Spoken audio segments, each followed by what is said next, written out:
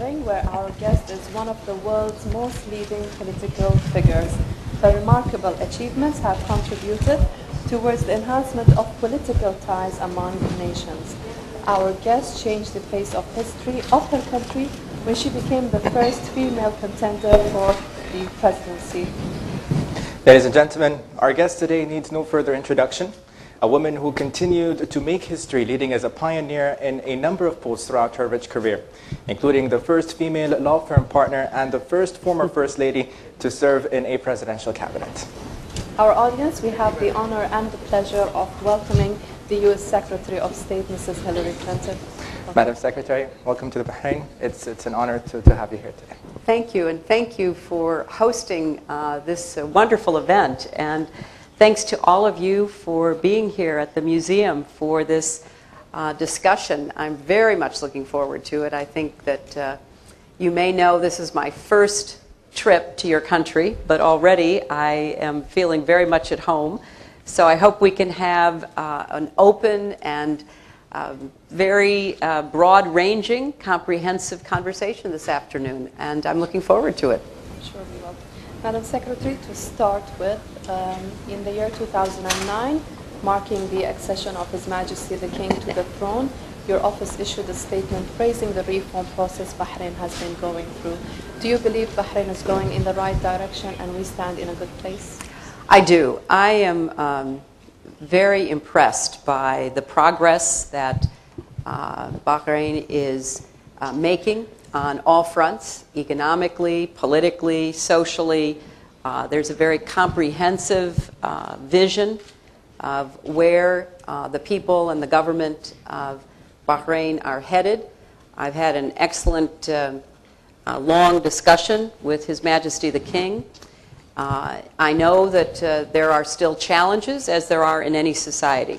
I come from a country that has made a lot of changes over the course of our existence, and we have continued to push the boundaries of opportunity to include more and more people.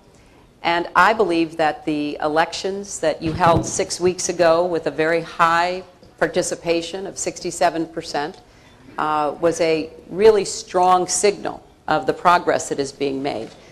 So I'm delighted that I can be here to talk about what is being done, what remains to be done, the opportunities that young people see, because really the work that I do every day is for the future of the young people here in this audience and the kind of lives that you will lead. So I'm impressed and supportive of the work that is being done here.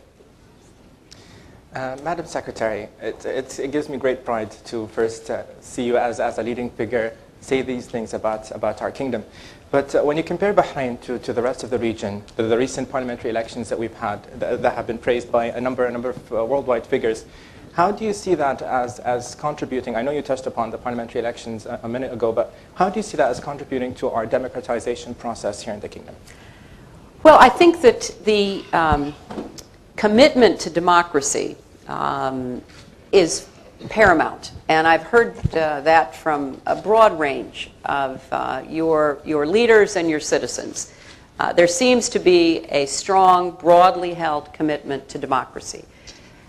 Then how each country travels the road of democracy, because it's not a destination. It is a constant journey. We are still perfecting our democracy. And as I look around the world, I see that most democratic countries are still working to improve. So the commitment you've made is very promising, but there are a lot of decisions that still will confront you. What is important is that the entire society work together to achieve democratic progress. And I hope that is what will happen over the next years here in Bahrain. Maybe we can take a question from our audience, if you don't mind, Madam Secretary. I'd love to. I'm here. Ma'am. There you are, back there. Yeah. Welcome again to Bahrain. How is Mr. Obama? How is the president? We heard that he had 12 stitches on his lips. Is he okay? Can he talk? He is in great shape. I have to say, the president is a really physically active man, and he works out every day and he plays basketball nearly once or twice a week. So yes, he was in a hard-fought basketball game, and the people he was playing with did not care if he was the president, if he was on the other team. And he ended up with an elbow in his mouth that required 12 stitches. But the next day he was out on the court with his two daughters who are playing basketball at their school, helping them improve their game. So thank you for asking, and I will tell him that you did. Send him my regards, please. I have a question here from Ms. Luma Beshmi. Yes, Luma? Okay, stand up, please. Hi. Hi. How are you? I'm fine, thank you. It's very nice to see you here in Bahrain. Thank you. I actually just have a question about the current situation now. Obviously, there were some issues with WikiLeaks. I didn't mean to bring up a very sensitive subject. But in the case that Israel does take military action towards Iran, how do you feel, how would the U.S. react in this case? Well, Thank I think, first of all, I think that it is not a surprise to anyone. It's what we call old news, that many countries, many people in the region and beyond are worried about the possibility of Iran obtaining nuclear weapons. I know that's a concern here in Bahrain. I know it's a concern in Saudi Arabia and in the UAE and in Egypt and Jordan and Israel, but it's also a concern in Europe and it's a concern in the United States. And it is such a concern that countries all over the world, including China and Russia, supported strong sanctions against Iran in the United Nations to try to send a strong signal from the entire international community that Iran needs to know it cannot violate international rules and obligations, and it is entitled, as every country is, to the peaceful use of civil nuclear power, but not to nuclear weapons. So we're all trying to send that very clear message to Iran. And on Monday, Iran has agreed to meet in Geneva, Switzerland, with what are called the P5+1. Those are the countries that the international community has deputized to work with Iran to try to convince Iran not to go forward with a nuclear weapons program. It is the United States and China and Russia and the United Kingdom, France, and Germany, plus the European Union.